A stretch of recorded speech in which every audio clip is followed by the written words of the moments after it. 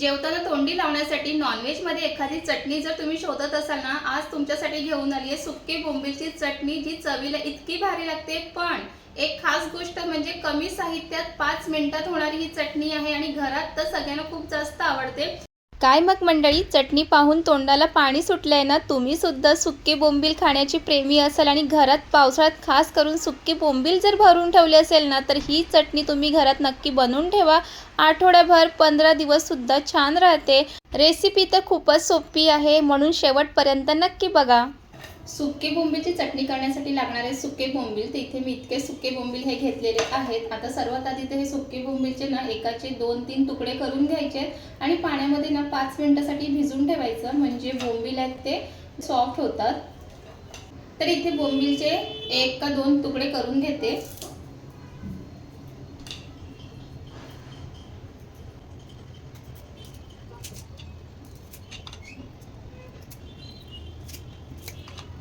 तर इथे बोंबीलचे असे तुकडे करून घेतलेले आहेत। आता सर्वात आधी ते 2-3 वेळा पाण्याने धुवून घेते आणि इथे बोंबील आहेत ते धुवून घेतलेले आहेत आणि इथे पाणी सुद्धा घेतलंय पातेल्यामध्ये। आता हे त्यामध्ये टाकून घेते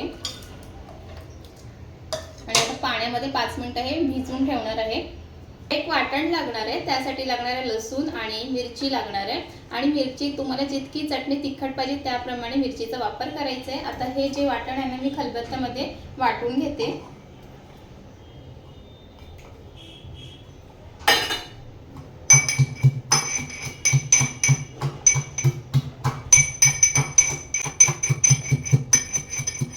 आणि इथे वाटण आहे ते वाटून झालेलं आहे आणि वाटण कसं असलं पाहिजे ना ते दाखवते तुम्हाला। इथे पाहू शकता की असं हे वाटण असलं पाहिजे। ह्या चटणीसाठी तुम्हाला लागणार आहे शेंगदाणे। शेंगदाणे थोडेसे भाजून घ्यायचे आहेत। इथे माझ्याकडे भाजलेले शेंगदाणे होते ना, ते मी आता त्यामध्ये घालणार आहे। तर सर्वात आधी तर हे जे शेंगदाणे आहेत ना भाजलेले, ते एकदा मिक्सरला फिरून घेते। तर मिक्सरच्या भांड्यामध्ये टाकून घेते आणि फिरून घेते। जास्त ना पेस्ट करायची नाही, थोडंसं जाडसरच ठेवायचं आहे। तर हे मिक्सरला फिरून झालेले इथे तुम्ही पाहू शकतात, असं थोडंसं जाडसरच ठेवायचं आहे, म्हणजे चटणी खाताना शेंगदाणे दाताखाली येतात तर चांगले लागतात खाताना। त्यानंतर हे वाटून घेतलेले जे शेंगदाणे आहेत ना, ते एका प्लेटमध्ये काढून घेते, कारण ह्याच मिक्सरमध्ये आपल्याला ते जे भिजून ठेवलेले बोंबील आहेत ना, ते सुद्धा एक मिक्सरला फिरून घ्यायचे आहेत।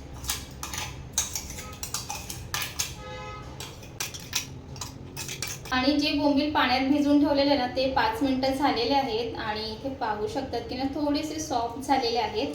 आणि आता ह्यातलं जो पाणी आहे ना बोंबीलमधलं, सगळं असं काढून घ्यायचं आहे, दाबून असं काढून घ्यायचं आहे, कारण बोंबीलमध्ये कुठेच थोडंसं पण पाणी राहिलं नाही पाहिजे।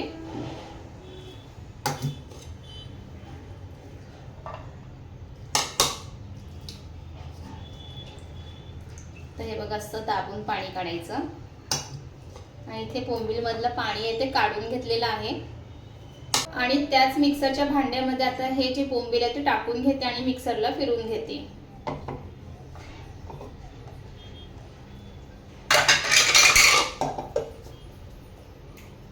आणि इथे हे मिक्सरला फिरून झालेलं आहे, इथे तुम्ही पाहू शकतात। मस्त असं फिरून घ्यायचं आहे आणि आता हे प्लेटमध्ये काढून घेते।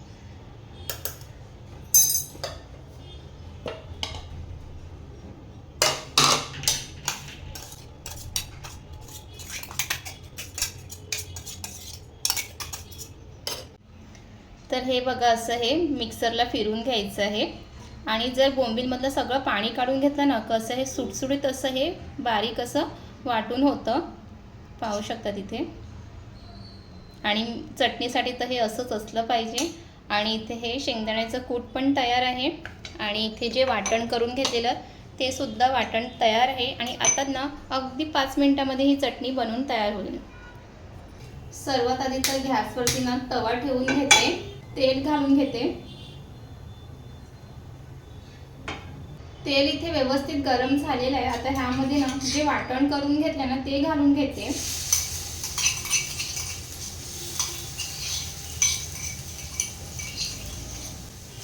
आणि वाटण आहे ते पण परतून घ्यायचं आहे। आणि वाटण थोडंसं जास्तच घालायचं, तेव्हाच ना चटणीला खूप छान चव येते। इथे तुम्ही पाहू शकता लसणाचं प्रमाण थोडंसं जास्त ठेवायचं आणि मिरची जेवढी तुम्हाला चटणी तिखट पाहिजे त्याप्रमाणे मिरचीचा वापर करायचा. आणि हे आता वाटाण्यानं ते छान असं परतून घ्यायचं आहे. वाटाणे ते परतून झालेले. आता ह्यामध्ये ना घरचे काही मसाले टाकून घेणार आहे. तर चला ते टाकून घेते. हळद घालायची आहे आणि मीठ घालताना लक्षात ठेवायचं की बोंबीलमध्ये पण मीठ असतं म्हणून सुरुवातीला थोडंसंच घालायचं.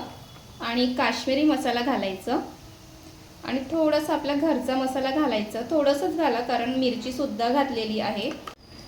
त्यानंतर ह्यामध्ये घालायचं आहे हे जे मिक्सरला वाटून घेतलेत ना बोंबील ते घालणार आहे.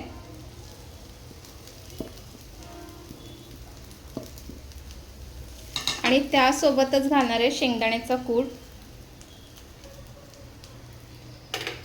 आणि हे सगळं एकदा मिक्स करून घ्यायचं.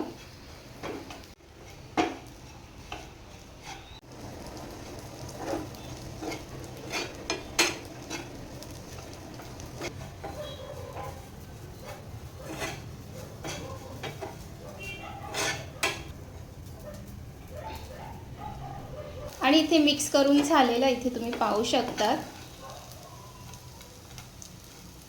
आणि आता ह्यावरती ना पाण्याचे थपके मारायचे आहेत. ह्यामध्ये जास्त पाणी नाही, पाण्याचे फक्त असे थपके मारायचे आहेत.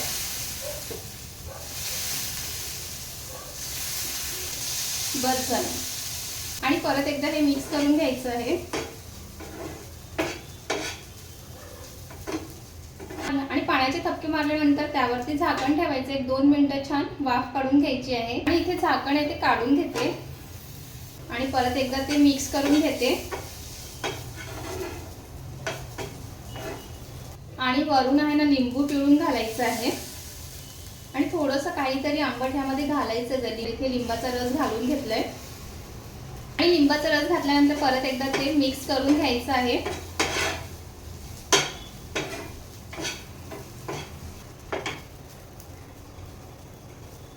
आणि इथे आपली जी चटणी आहे ना बोंबीलची बनवून झाली. आता वरून ना हिरवी कोथिंबीर घालायची आहे.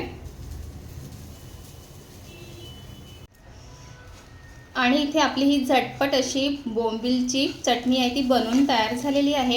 काही जास्त साहित्य लागत नाही आणि 5 मिनिटात अगदी बनवून तयार होते. पण ही बोंबीलची चटणी इतकी भारी लागते ना, तुम्ही ह्यासोबत ना भाकरी किंवा चपातीसोबत सुद्धा खाऊ शकतात. किंवा जेवताना तोंडी लावण्यासाठी जर काही चटणी हवी असेल ना नॉनव्हेजमध्ये तर ही अशी सुक्की बोंबीलची चटणी नक्की करा. इथे तुम्ही पाहू शकतात. आणि तुम्ही ना ही चटणी ना अगदी आठवडाभर सुद्धा करून फ्रीजमध्ये ठेवू शकतात. खराब होत नाही.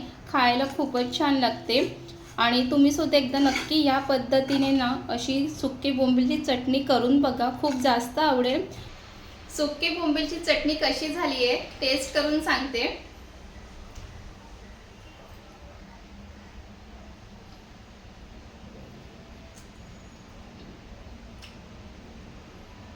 खूपच भारी झालंय. ह्यासोबत ना चपाती भाकरी किंवा भातासोबत खूप भारी लागते. आणि तुम्ही सुद्धा कमी साहित्यात 5 मिनिटात होणारी ही बोंबीलची चटणी नक्कीच आपल्या घरी करून ठेवा. आणि जेव्हा वाटेल तेव्हा अशी सुक्की बोंबीलची चटणी खा. रेसिपी आवडली असेल तर लाईक करा, कमेंट करा, शेअर करा आणि आपल्या चॅनलला फॉलो करायला विसरू नका. Bye bye.